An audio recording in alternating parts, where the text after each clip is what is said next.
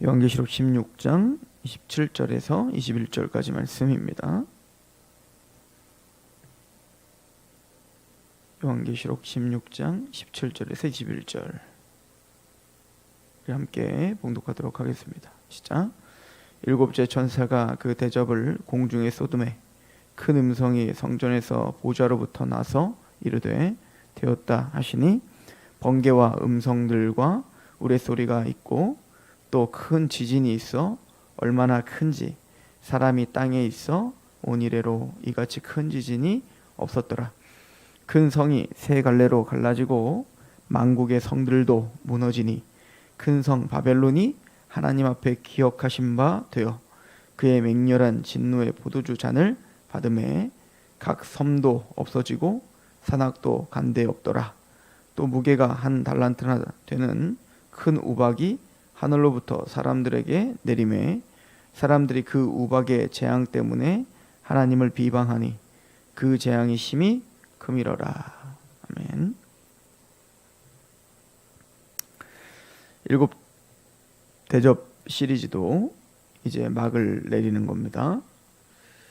17절에 보면 그래서 일곱째 천사가 그 대접을 공중에 쏟음에 마지막 대접이죠. 큰 음성이 성전에서 보좌로부터 나서 이르되 되었다 하시니 이 되었다 이 표현은 예수님께서 십자가에 죽으셨을 때 다 이루었다 라고 하신 표현입니다. 또 이 표현이 요한계시록에 한 번 더 나옵니다. 21장에서 나오는데요. 잠시 보실까요? 21장 6절인데요. 또 내게 말씀하시되 이루었다. 나는 알파와 오메가요 처음과 마지막이라 내가 생명수 샘을 목마른 자에게 값없이 주리니 이렇게 표현됩니다.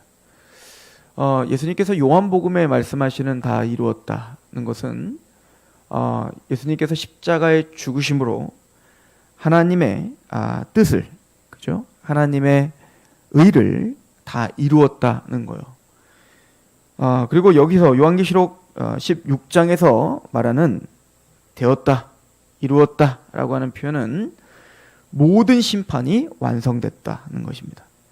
하나님이 계획하셨던 이제 그 모든 악한 세력과 또 그에게 미혹당하여 그를 따르던 모든 하수인들에 대한 하나님의 진노가 완성됐다.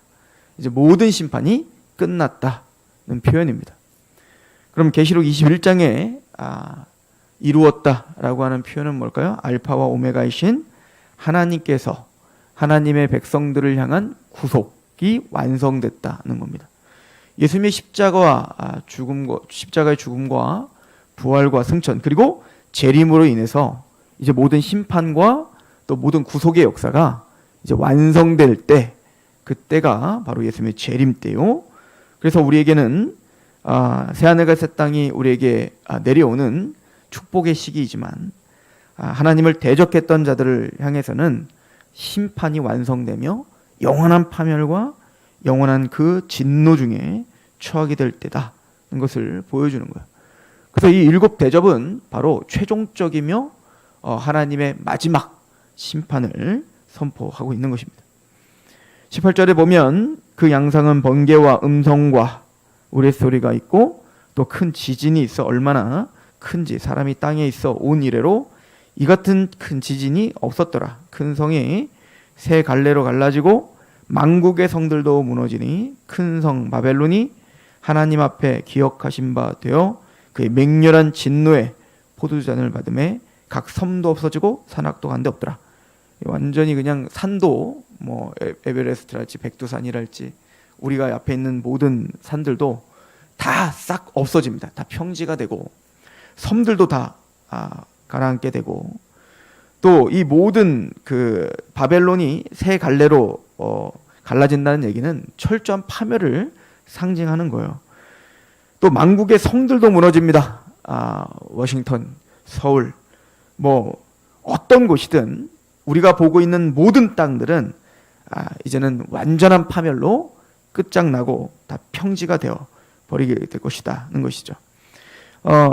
이 땅이 창조된 이후에 이런 지진과 이런 큰 파멸은 없었던 겁니다. 이것은 나중에 이제 베드로 사도는 이것을 불로 풀어져 없어진다라고 말합니다. 그래서 처음 하늘과 처음 땅은 불로 풀어져 완전히 소멸되고 파괴되고, 그리고 그곳에 이 불로 풀어진 다음에 이것이 새 하늘과 새 땅으로 이제 다시 우리에게 오게 될 것입니다. 그리고는 21절에 이렇게 말하죠. 또 무게가 한 달란트나 되는 큰 우박이 하늘로부터 사람들에게 내림에 사람들이 그 우박의 재앙 때문에 하나님을 비방하니 그 재앙이 힘이 크다라고 말합니다. 그럴 뿐만 아니라 우박이 한 달란트, 이것을 이제 우리로 환산을 하면 약 30kg에서 60kg 정도 된다고 하는데, 뭐 한 중간 지점으로 한 50 정도로 한번 생각해만 보더라도, 또 50kg나 되는 60kg나 되는 우박이 하늘에서 떨어진다고 생각해 보십시오. 이것은 차량에 떨어지면 차량이 깨지는 것뿐만 아니라 완전히 박살날 겁니다. 그러니까 이 하늘에서 이런 50에서 60kg 되는 이런 우박이 떨어지면 이 땅에 살고 있는 자들은 숨을 데가 없죠. 이미 다 파멸되고 숨을 데가 없이 노출이 되어 이제는 한 사람도 살아남지 못하고 다 죽게 될 것입니다. 철저한 심판을 이야기하는 거예요. 이것은 상징적 의미인 겁니다. 바로 10가지 재앙을 우리가 이미 앞서서 설명했지만 출애굽기의 그 10가지 재앙에 그 모든 재앙들을 그대로 지금 재현해내고 있는 거죠. 우박 재앙이랄지, 또 이 더러운 새 개구리의 영이 나왔다 이런 것도 새 개구리의 재앙이랄지, 또 나일강이 피로 변하는, 또 종기가 나야 모든 사람들이 종기 때문에 그런 고통을 당한다든지, 이런 것들이 모두가 다 10가지 재앙을 모티브로 하고 있는, 하나님을 대적한, 하나님의 아닌 우상을 섬겼던, 즉 그 육육의 표를 받은 그 하나님을 대적했던 자들을 향한 하나님 철저한 파멸을 지금 우리에게 보여주고 계시는 겁니다. 그래서 이것을 19절은 뭐라고 표현하고 있죠? 바로 맹렬한 진노의 포도주 잔을 받았다라고 표현하고 있는 거예요. 이게 이제 나중에 보면 이제 음료와 바벨론에 대해서 이야기를 하는 거 보면, 이 음료는 바로 포도주에 취하고 또 그 포도주로 마시게 하는 자인 거예요. 이 포도주로 이제 상징하는 것은 바로 세상인 거죠. 그러니까 그 화려하고 안락한 세상을 약속해서 만국으로 하여금 그 세상에 취하게 하는 거예요. 그죠? 마침내 그들은, 이 포도주에 취한 그들은 포도주 틀에 들어가 진노의 포도주였다는 것을 알게 될 것이다 라고 하는 어떤 모티브로 우리에게 이야기하는 것입니다. 근데 또 이 7 대접 시리즈가 막을 내리면서도 마지막 결론은 이건 겁니다. 21절에 보면 마지막에 하나님을 비방하니, 그 우박 재앙 때문에 하나님을 비방하니 그 재앙이 심히 크미로라. 끝까지 하나님께 회개하지 않죠. 강팍함으로 하나님을 대적하죠. 우리는 가끔 이렇게 생각을 해요. 저 사람은 왜 예수님을 믿지 않지? 왜 저 사람은 하나님의 말씀 앞에 굴복하지 않지? 우리 한 이틀 전에도 성경 공부를 하는데 한 성도가 그 얘기를 하던 겁니다. 아니, 이상한 겁니다. 아니, 이걸 왜 못 믿냐 이거예요. 아니, 이 하나님의 말씀을 왜 못 믿죠?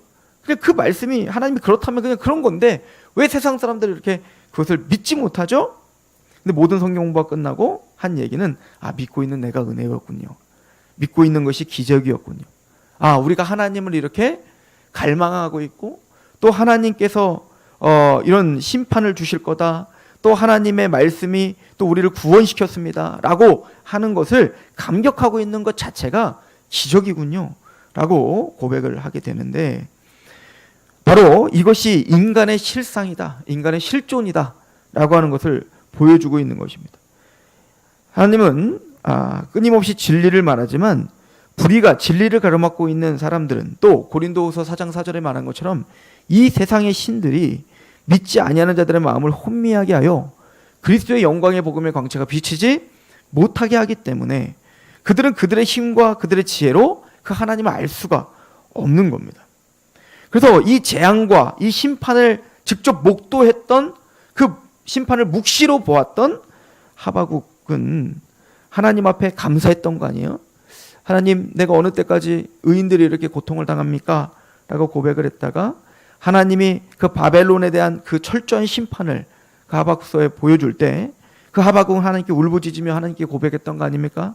하나님, 진노 중이라도 긍휼을 잊지 말아 주십시오.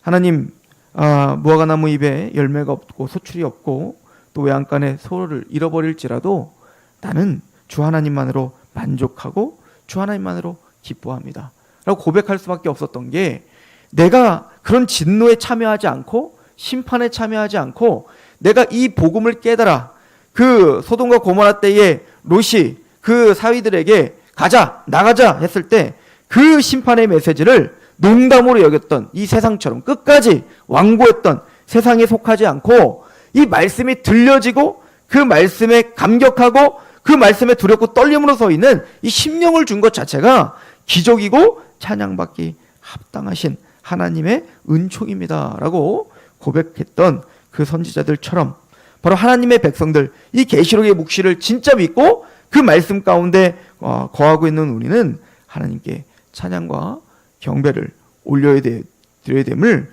우리에게 보여주고 있는 것이죠. 하나님은 철저한 심판을 명하셨고 그 두려운 심판, 이 심판을 뭐라고 이야기를 하고 있었습니까? 우리 6장을 잠깐 가보시겠어요? 계시록 6장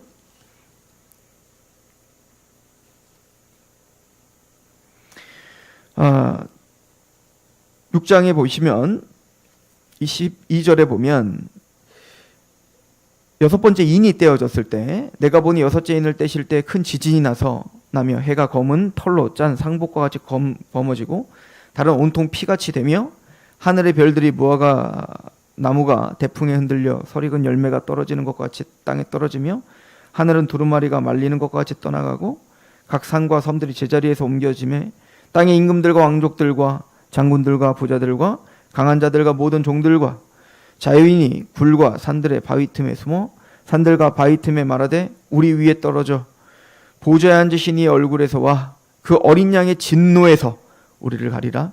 그들의 진노의 큰 날이 이르렀으니 누가 능히 서리오 하더라. 이것은 마지막 심판을 묘사하는 거라고 이미 앞에서 설명했죠. 여섯 번째 인이, 다섯 번째 인이 떼어졌을 때 성도들이 울부짖었던 거잖아요. 하나님, 어느 때까지 의인을 피를 갚아주지 않겠습니까? 라고 그렇게 울부짖었더니 하나님이 얘야 좀만 참아라.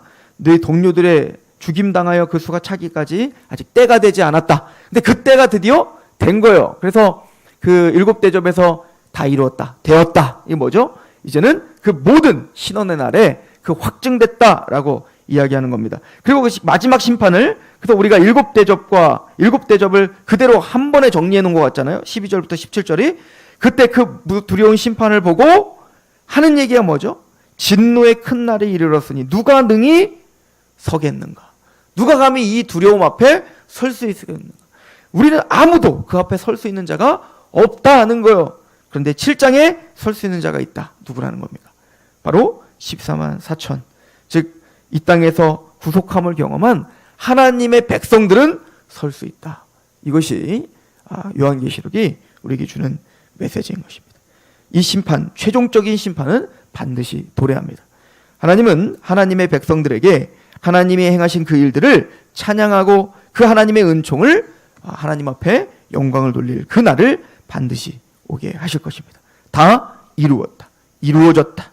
그리고 하나님은 그 심판을 이룰 뿐만 아니라 그 구속도 완성하실 것입니다. 그 신실하신 하나님을 믿으시고 오늘도 인내하며 온유함으로 승리하는 줄 여러분 되기를 축원합니다. 기도하겠습니다.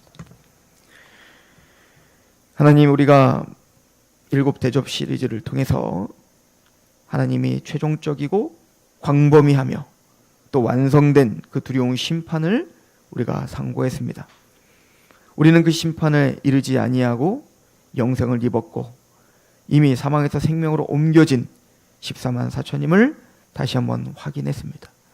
하나님이여, 이 긴박한 하나님의 역사 속에서 그 긴박한 하나님의 언약의 복음을 선포하는 자로 우리를 선택해 주셨사오니 오늘 하루 우리의 삶을 점검하여 하나님 빛과 소금의 역할을 감당할 수 있도록 도와주시옵시고, 하나님 두렵고 떨림으로 하나님의 말씀 앞에 서 있는 하나님의 백성다움이 무엇인지를 오늘 하루 살아가며 증거하는 하루가 될 수 있도록 우리를 승리하게 하시옵소서. 그렇게 우리에게 긍휼을 베풀어 주시고 우리와 함께 하시며 우리를 승리케 하실 하나님을 찬양하며 예수 그리스도의 이름으로 감사하며 기도하옵나이다. 아멘. 기도하며 나가겠습니다.